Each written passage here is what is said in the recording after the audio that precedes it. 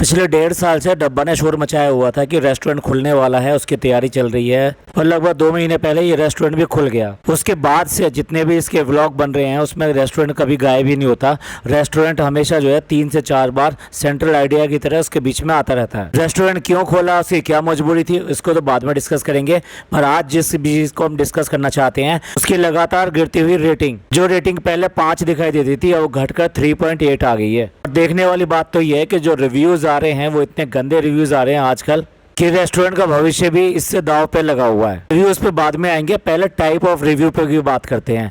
देखिए वहाँ अधिकतर जो अभी आज की डेट में लोग जा रहे हैं वो अधिकतर वो छोटे मोटे ब्लॉगर्स हैं जो बेसिकली उससे सेल्फी लेना चाहते हैं, वहाँ इंटरव्यू लेना चाहते हैं, उससे 2 बात करना चाहते हैं डब्बा से और फनी से, उसके बाद में अपना व्लॉग बनाना चाहते हैं। और अधिकतर जिन लोगों ने व्लॉग्स बनाए हैं यहाँ रेस्टोरेंट के बारे में उनके वीडियो पे अच्छे व्यूज भी आए हैं। लेकिन भाई ये कब तक आते रहेंगे? ये तो सिर्फ एक बार आएंगे। अगर एक ही चैनल के ऊपर वो 2-2, 3-3 बार इस तरह की वीडियो लोड करेंगे तो उनके व्यूज भी नहीं आएंगे। इसका मतलब ये कुछ दिन ही रहना है, उसके बाद में ये लोग भी नहीं आएंगे। अब ये लोग जो आते हैं, खास तौर से ये व्लॉगर्स टाइप के लोग जो आते हैं, जो वहाँ पर इनके साथ में सेल्फी खिंचवाने, इंटरव्यू लेने या अपना व्लॉग बनाने के लिए आते हैं, वो जाकर गूगल पर रिव्यूज नहीं डालते हैं। गूगल्स पे रिव्यू डालने वाले वो लोग होते हैं जो कि रेस्टोरेंट में सिर्फ और सिर्फ खाना खाने के लिए जाते हैं और वहाँ पर जैसा देखते हैं उसके ऊपर अपने रिव्यूज देते हैं। और हर खाना खाने वाला भी रिव्यू नहीं देता है। फॉर एग्जाम्पल जैसे मैं अगर कहीं पर भी खाना खाने जाता हूँ, यानी रेस्टोरेंट्स वगैरह में जाता हूँ, अपनी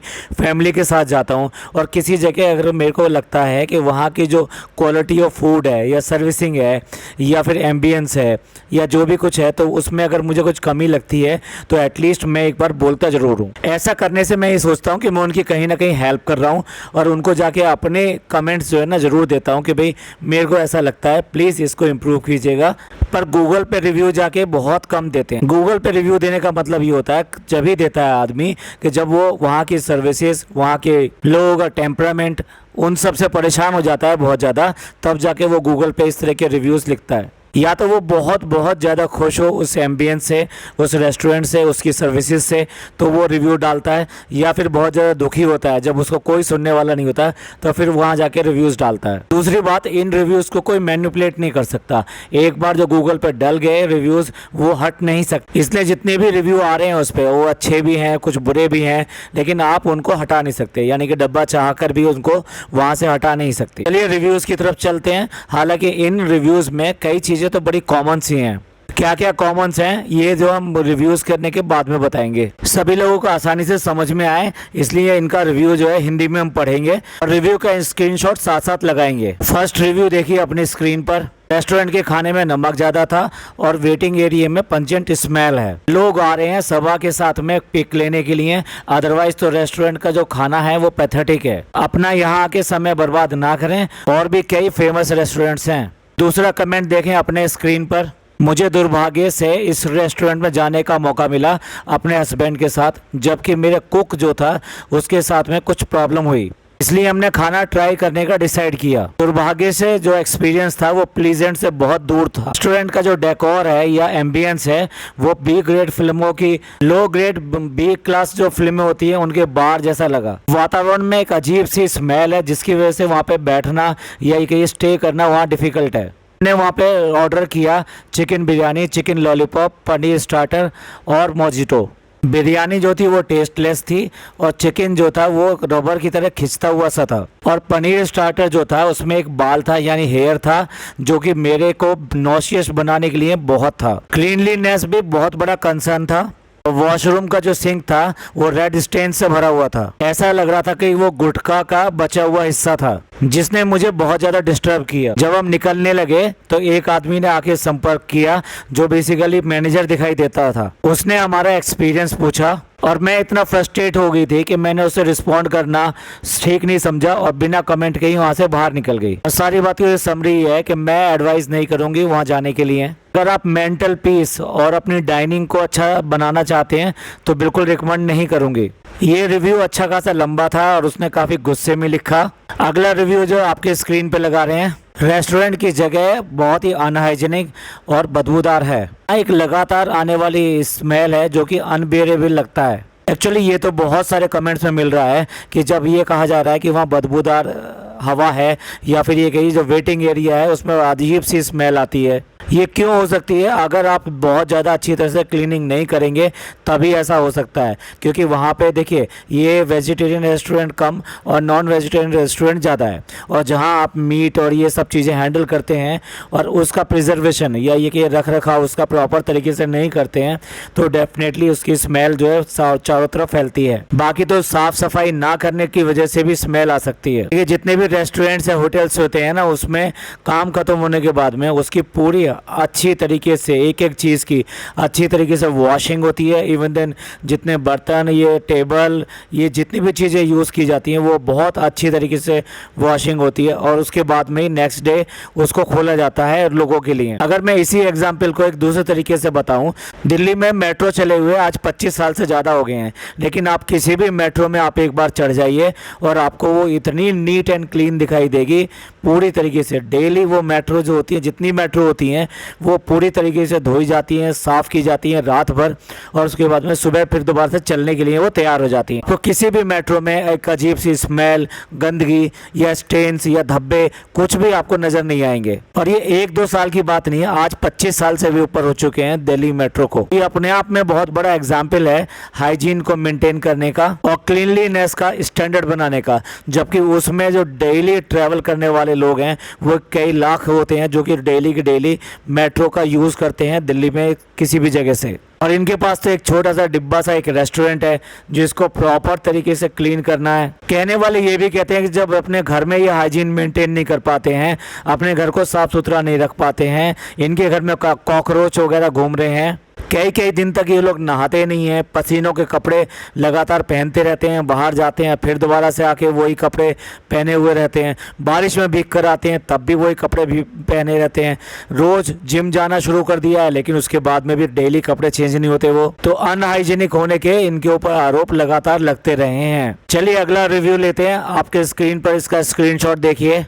वेजिटेरियन और हिंदूज़ हैं उनको अवॉइड करना चाहिए इस रेस्टोरेंट में जाने के लिए, क्योंकि ये हलाल मीट सर्व करते हैं। कि वेटिंग एरिया में बहुत गंदी स्मेल या ऑर्डर जो है लगातार आता रहता है, और जो किचन है वो भी अनहाइजीनिक है। मैं आपसे प्रार्थना करूंगा कि इसकी तरफ ध्यान दें। खाना भी अप टू द मार्क नहीं था तो खाने की क्वालिटी की तरफ भी ध्यान दें। मेरे हिसाब से ये वेजिटेरियन लोगों के लिए रेस्टोरेंट नहीं है। तो ये था एक रिव्यू, और इस रिव्यू में एक खास बात और उन्होंने कही कि भाई हलाल मीट यूज़ करते हैं। आई डोंट थिंक किसी भी तरीके से ये हलाल मीट के ऊपर कोई ऑब्जेक्शन हो सकता है, क्योंकि इसको तो साइंटिफिकली भी प्रूव किया गया है ये बेटर मीट है दूसरे टाइप के मीट से ज़्यादा। चलिए अगला एक रिव्यू लेते हैं और आपके स्क्रीन पर इसका स्क्रीनशॉट लगाते हैं। लगातार एक दुर्गंध सी आती रहती है रेस्टोरेंट में, और ये अनहाइजीनिक भी है। मैंने वहाँ पर मॉकटेल जो स्टॉल था उसके ऊपर देखा कि वो लोग बर्फ़ तोड़ रहे थे, और वो भी नंगे हाथों से, और साथ साथ जो रॉड थी जिससे वो तोड़ रहे थे वो भी गंदी थी। जबकि डेकोरेशन जो है वो अच्छा है लेकिन खाना जो है वो अनहाइजीनिक है। स्टाफ तक को बेसिक मेनू की नॉलेज नहीं है। मेनू के आधे से ज़्यादा आइटम तो अवेलेबल नहीं है, और पनीर ग्रेवी तो बिल्कुल ही टेस्टलेस है और वेस्ट ऑफ मनी है। और मेरा कंक्लूजन ये है कि ये प्लेस जो है ना वर्थफुल नहीं है और ना ही पैसे का सदुपयोग है। जैसा कि मैंने स्टार्टिंग में कहा था, कुछ कमेंट्स जो है ना बिल्कुल कॉमन है, और वो कॉमन कमेंट अनहाइजीनिक को लेकर है, सफाई को लेकर है, साथ साथ जो वहाँ पर जो एक अजीब सी स्मेल आती रहती है उसको लेकर है। चलिए अगले रिव्यू की तरफ चलते हैं, और अपनी स्क्रीन पर देखिए अगला रिव्यू। ये कहते हैं कि अगर आप सब्सक्राइबर हैं सबा का जहान के तो आप खुशामदी विजिट नहीं कीजिए, अगर करेंगे तो आप डेफिनेटली उसको अनसब्सक्राइब कर देंगे। भाई इन्होंने तो अलग ही लेवल का अपना ओपिनियन दिया है, और ये आगे विस्तृत रूप से लिखते हैं। सबसे पहले एम्बियंस से शुरुआत करेंगे। ओवरऑल जो एम्बियंस है वो अच्छा है लेकिन क्लीनलीनेस नहीं है। प्लेटें, कटलरी, टेबल, यहाँ तक कि जो सोफ़ा है वो बिल्कुल साफ़ नहीं है और गंदगी के स्टेन दिखाई देते हैं। मुझे विश्वास है कि अगला जो सीज़न आएगा खतरों के खिलाड़ी का, वो यहाँ के वॉश बेसिन और वॉशरूम में शूट किया जाएगा। आगे उन्होंने सर्विस के ऊपर कमेंट किया है, सर्विस स्लो है, और इतनी स्लो है कि वेटर और स्टाफ में मैं कंपेयर करता ही रह गया। वेटर्स को पता ही नहीं है कि वो फूड कैसा बनता है, और साथ साथ वो उसको फूड को तरीके से पेश करने में सजेस्ट करने में नाकामयाब हैं। इसको थोड़ा सा समझा दूंगा क्या कहना चाहते हैं। कई बार ऐसा होता है कि रेस्टोरेंट में जाते हैं तो उसका जो डिश का नेम होता है उससे आपको ये नहीं पता लगता कि ये क्या है, तो आप ये पूछते हैं कि भाई ये क्या चीज़ है, ये कैसे बनती है। तो जो वेटर होता है, वेटर को पता होता है, तो वो बताता है कि इसमें क्या क्या इंग्रेडिएंट्स रहते हैं और इसको किस तरीके से बनाया जाता है, यानी भून के बनाया जाता है या फिर प्योर करके बनाया जाता है या क्या मेथड से बनाया जाता है, वो थोड़ा सा डिस्क्रिप्शन उनको बता देते हैं, जिससे कि जो कस्टमर है उसको टेस्ट के बारे में पता लग जाता है कि ये मेरे लिए सूटेबल है या नहीं, तो उसको सजेस्ट करने में वो लोग नाकामयाब रहे। इस तरह से कस्टमर जो है अपना डिश को प्रॉपर तरीके से सिलेक्शन नहीं कर पाता। अब इसके बाद में उन्होंने खाने के ऊपर अपना कमेंट किया। सबसे बुरी चीज़ इस रेस्टोरेंट के बारे में क्या है, वो है खाना। स्टार्टर जो है कच्चा था और उसको रबर की तरह चबाना पड़ रहा था, और मेन कोर्स तो उससे भी ज़्यादा ख़राब था। अगर कोई चाह कर भी ऐसा गंदा खाना बनाना चाहे तो वो इसमें भी फेल हो जाए, स्पेशली चाइनीज़ फूड। जबकि जो स्ट्रीट के स्टॉल्स होते हैं वो इससे बेटर बना लेते हैं, यहाँ के चाइनीज़ शेफ्स से बेटर। इसी तरीके से मॉकटेल भी यहाँ के इतने ख़राब हैं कि इससे बेटर तो जो रोड साइड में सोडा पब जो सोडा वाटर बनाते हैं वो बेटर बनाते हैं। और यहाँ का सबसे अच्छा फूड जो है वो मिनरल वाटर है। और अंत में ये कहूँगा कि अगर आप डेस्परेट हैं यहाँ आने के लिए, कि यहाँ का एक्सपीरियंस लेने के लिए, तो आप केवल एक ही डिश ऑर्डर करें और ट्राई करें, क्योंकि इसके बाद आप कोई और चीज़ ट्राई नहीं कर पाएंगे और वहाँ से चले जाएंगे। भाई इन्होंने तो कुछ ज़्यादा ही धज्जियाँ उड़ा के रख दी है रेस्टोरेंट की, और रेस्टोरेंट का रिव्यू बहुत ही ख़राब दिया है। चलिए जल्दी से अगला कमेंट लेते हैं, अगला रिव्यू लेते हैं। जगह बिल्कुल भी हाइजीनिक नहीं है और यहाँ लगातार एक तरह की स्मेल हवा में आती रहती है। एम्बियंस थोड़ा सा अच्छा है लेकिन फूड जो है वो अपने आप में पैथेटिक है, यानी बहुत ख़राब है। और मैं फिर दोबारा इस रेस्टोरेंट में विजिट नहीं करूँगा। प्राइस जो है वो हाई है as compare to the test, और साथ साथ क्वालिटी है, जो क्वांटिटी है वो कम है। देखिए हर एक कमेंट में एक कॉमन बात आ रही है, ऑर्डर ऑर्डर ऑर्डर, यानी कि वहाँ स्मेल जो आती रहती है वो बिल्कुल भी ठीक नहीं है। यही वजह थी कि जब वहाँ पर अम्मी को लेके गए ऐसे कस्टमर गेस्ट, फनी ने वहाँ पे जाके लोबान जलाया और सब जगह धुएं से वहाँ का वातावरण जो साफ करने की कोशिश करी। इसका मतलब ये बात सही है बिल्कुल, जो सब लोग शिकायत कर रहे हैं कि वहाँ अजीब सी स्मेल आती रहती है, तभी उसको ये सब काम करने पड़े। और देखिए आप अगरबत्ती जला के या फिर लोबान जला के या फिर सेंट्स स्प्रे करके इस सब से वहाँ का जो एम्बियंस है उसको अच्छा नहीं बना पाओगे। उसके लिए जो आपका कोर है वो कोर पे ही काम करना पड़ेगा, या कि वहाँ की क्लीनलीनेस पे काम करना पड़ेगा, वहाँ के लोगों की ट्रेनिंग पे काम करना पड़ेगा। अब अगला रिव्यू देखिए, ये तो इनके चाहने वाले हैं बहुत ज़्यादा, इसलिए इन्होंने पहले ही सबसे पहले जो कमेंट किया है वो देख लीजिए अब आपकी स्क्रीन पर। मैंने खुशामदीद को विज़िट किया, इसके लिए विज़िट किया क्योंकि मैं सभा को बहुत ज़्यादा पसंद करता हूँ और उसके व्लॉग्स को देखना मैं बहुत ही पसंद करता हूँ। I love that. बहुत ही ख़राब एक्सपीरियंस रहा जो चिकन मलाई टिक्का है उसके बारे में। इसमें से ऐसी स्मेल आ रही थी जैसे कि चिकन जो है कच्चा था, और मलाई की जो क्वांटिटी थी वो भी ठीक नहीं थी। उन्होंने अपने मेनू में डेजर्ट का भी ऑप्शन डाला है, लेकिन उसमें ऑप्शंस बहुत ज़्यादा कम है, बहुत लिमिटेड है। इन्होंने अपने मेनू में सी फूड भी डाला है एज ए ऑप्शन, लेकिन सी फूड वहाँ पे अवेलेबल नहीं था। मुझे लगता है कि वो अभी स्टार्ट करने की कंडीशन में नहीं थे।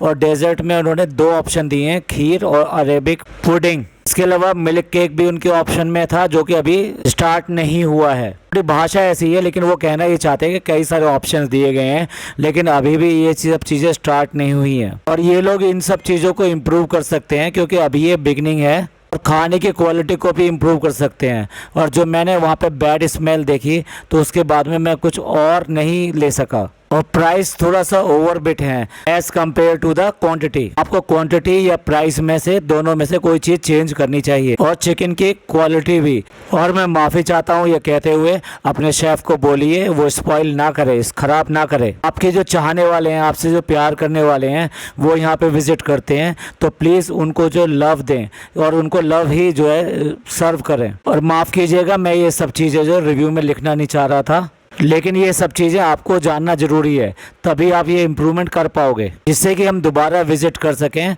और डिसअपॉइंटमेंट ना हो और अच्छी चीज़ें हमारे सामने आ सकें। भाई ये जो रिव्यू किया गया है इसे कहते हैं पॉजिटिव क्रिटिसिज्म। भी डिपेंड करता है कि डब्बा के ऊपर और फनी के ऊपर कि इन क्रिटिसिज्म को वो पॉजिटिव लेते हैं या नेगेटिव लेते हैं। लास्ट में एक और रिव्यू लगा रहे हैं, इसको हम पढ़ नहीं रहे हैं, ये काफ़ी लंबा है, लेकिन इसने भी काफ़ी डिटेलिंग करी है उसको रिव्यू देने के लिए। अब देखिए ये सारे रिव्यू एक ही चीज़ को दिखाते हैं कि वहाँ रेस्टोरेंट का जो मैनेजमेंट है वो बिल्कुल भी सही नहीं है। मैनेजमेंट से मेरा मतलब है वहाँ ऑर्डर और जो स्मेल की बात बार बार की जा रही है, ये तो हाइजीन और क्लीनलीनेस से के साथ संबंधित है। और ये तो बिल्कुल रिव्यू में आता है कि जो मैनेजमेंट है वो कैसे इस चीज़ को देख रहा है। और दूसरी जो उंगली उठाई जा रही है वो उठाई जा रही है खाने की क्वालिटी पर।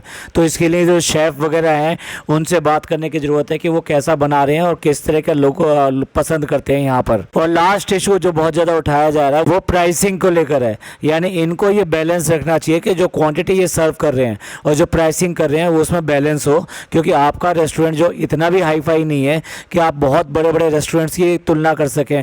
जैसा कि मैंने स्टार्टिंग में एक बार इस रेस्टोरेंट का रिव्यू किया था कि किन किन पैमाने पर आप एक रेस्टोरेंट को अच्छा रेस्टोरेंट कह सकते हैं, तो उसमें एक पॉइंट ये भी था कि आपको अपने आसपास जो रेस्टोरेंट्स हैं उनको कंपेयर करना चाहिए और उसके हिसाब से वहाँ पे प्राइसिंग रखनी चाहिए। तो चलिए ये तो था इनके रेस्टोरेंट के ऊपर रिव्यू, लेकिन अगर इन लोगों ने ध्यान नहीं दिया तो जल्दी ही रेस्टोरेंट का अंत भी दिखाई देगा सबके सामने। जैसा कि डब्बा और ये फ़नी दोनों एरोगेंट हैं, लगता नहीं कि ये बहुत ज़्यादा चेंजेस करेंगे। ये इसको अपनी शान की वजह से बस खींचते रहेंगे और थोड़े थोड़े दिनों बाद में फिर क्या होगा, अपने आप ही कस्टमर्स का आना वहाँ पे कम हो जाएगा। तो चलिए हमने तो अपनी तरफ से पॉजिटिव क्रिटिसिज्म लिख के देखते हुए ये सारे रिव्यूज़ दिए हैं सो दैट वो लोग इसको इम्प्रूव कर सकें। अगला एक पॉडकास्ट हम बनाने की कोशिश करेंगे कि इनको रेस्टोरेंट में क्या क्या चीज़ें किस किस तरीके से इम्प्रूव करनी चाहिए सो दैट ये रेस्टोरेंट अच्छा चल सके। लोग बहुत ज़्यादा कहते हैं हम लोग जेलस हैं, ये हैं, लेकिन अगर हमारे क्रिटिसिज्म को ये पॉजिटिव क्रिटिसिज्म लें तो इनके लिए बहुत ज़्यादा स्कोप है अपने इम्प्रूवमेंट का, अपने रेस्टोरेंट को बेटर बनाने का। लोग अपनी जो गाड़ी कमाई वहाँ पर खर्च करने के लिए आते हैं और सिर्फ प्लीजेंट के लिए आते हैं, खुश होने के लिए आते हैं।